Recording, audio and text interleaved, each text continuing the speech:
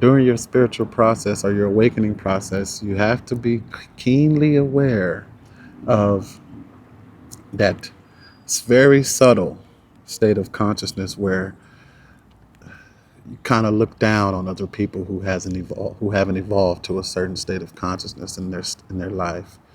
And that's why I called it the awakening from awakening.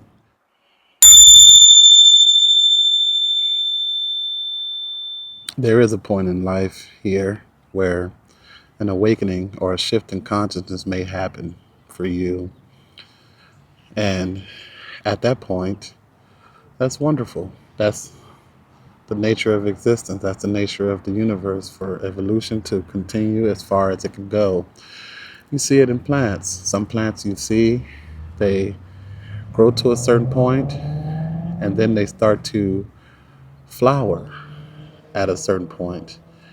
And at that point, that's the whole evolutionary process for that particular object. But for human beings, there's something called spiritual awakening, or I call it conscious evolution through consciousness. And it gets to a point to where you see things the way they are, as far as you don't take your mind so seriously in certain situations. That we call that an awakened being. You can handle situations with such ease that it looks godly. You can have a certain way of being that looks compassionate to other people. But sometime, and I've seen it, some people, they get to that point and the thought process is still has a grip on them. So they'll think that, oh, look at these people, they're not awakened, they're miserable, and so on. A lot of people have it, even if they're talking to you about it, and being, so to speak, gurus. I'm not a guru, but who knows? But awakening from awakening, that's a new one. So that may look like you get to a point in evolution where you've had that shift in consciousness. You no longer allow your mind to take over. You no longer allow life situation to determine your state of being. You no longer derive your sense of self from your thought process. And at the same time, you don't look down on anyone because they haven't got there. And they probably are not even striving to, don't even know it exists maybe. But there are some people who have got to that point and they do have a certain kind of looking down upon people.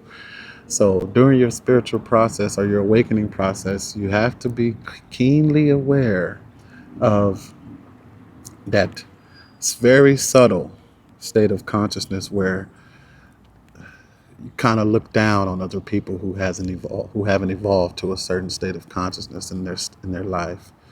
And that's why I called it the awakening from awakening, because thinking that you're awoke or awake, I hear people say woke, thinking that you are that is still a deprivation from your state of mind. So in that sense, you haven't really awakened. You may not have been able to accept the fact that everybody gets to a point in their life where the shift begins to happen. It doesn't happen at the same time for everyone. It may not even happen for certain people. For example, like with me, I have my family, my mom, who she watches these videos. She talks to me about conscious awakening, conscious awareness, presence, being, compassion, all these things. But haven't got to that point deep enough to allow that shift to take place without it being a sense of self. Because when your spiritual awakening or your whatever you call it get to a certain place, it is a sense of wonderfulness. And you can't imagine, especially at the beginning, you can't imagine that no one knows about this. And how are you still like that when the opportunity to be present and compassionate is there? How could you still be mad that you can't do this, or your car got hit, or you're this, or how?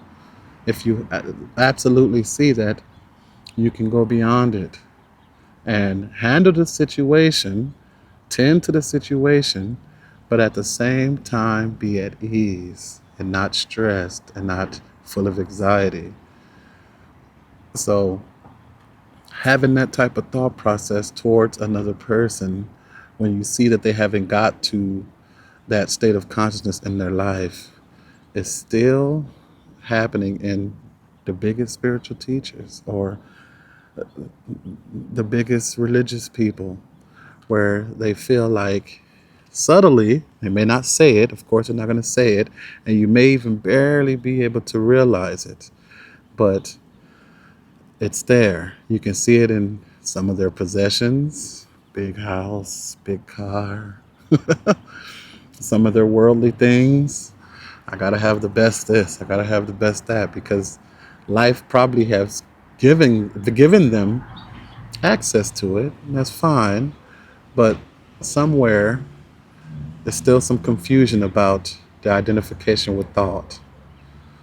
So awakening from awakening is really where you want to focus on or put your awareness towards, because you don't want to give off that type of signal to people that you meet that I'm better than you because I know this. And you got to be very careful because it's very subtle. I even heard Oprah talking about this with uh, someone else she was speaking to about awakening, because it's very subtle and a lot of people get trapped in it and don't know it because they haven't took themselves deep enough. They're not completely observing, I almost want to say, every thought that comes into the mind about situations, about people. And so if you do notice that occasionally you see someone do something that's not the most conscious, see what thought comes up about that. You see someone, let's say, push down another person or jump in front of them at the line or whatever it is, and your mind goes to something negative about the person, you might want to reconsider. You might want to reinsert, if you have to, that state of alertness where you're observant of your thought process, you're observant of your mental and emotional fluctuations, which creates the feeling about how you feel about that person. So if it's something like, they're a terrible person, I can't believe, that's a sign there that there may be a little bit of, still may be a little bit of deprivation of sense of self, deriving your sense of self from what you think. And once the awareness of that is there, then there's no longer the need to derive your sense of self by what you think completely. It's the awakening from the awakening state of mind, because we have to use thought. That's our tool here on this planet. But you want to use it as consciously as you can, otherwise it can sabotage you.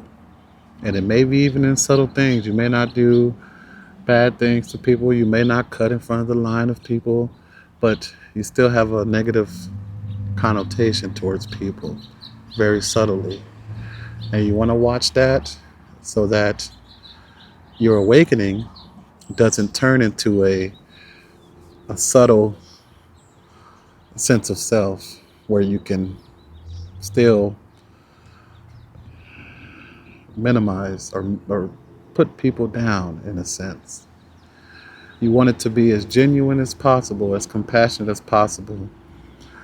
Mostly genuine, because genuinely towards yourself, you wouldn't want that. So the other is another form of yourself. You wouldn't want that for them. So instead of the thought being, oh, they're such a horrible person, the thought may be, oh, I can see they're going through their awakening process. No putting them down. None of that is there in the sense where you say, I can see that they're going through their thought process.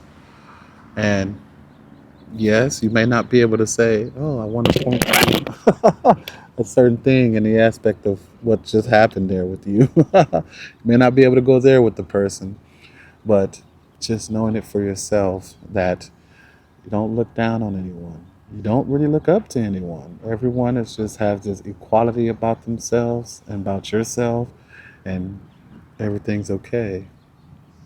That's the awakening from the awakening thought process.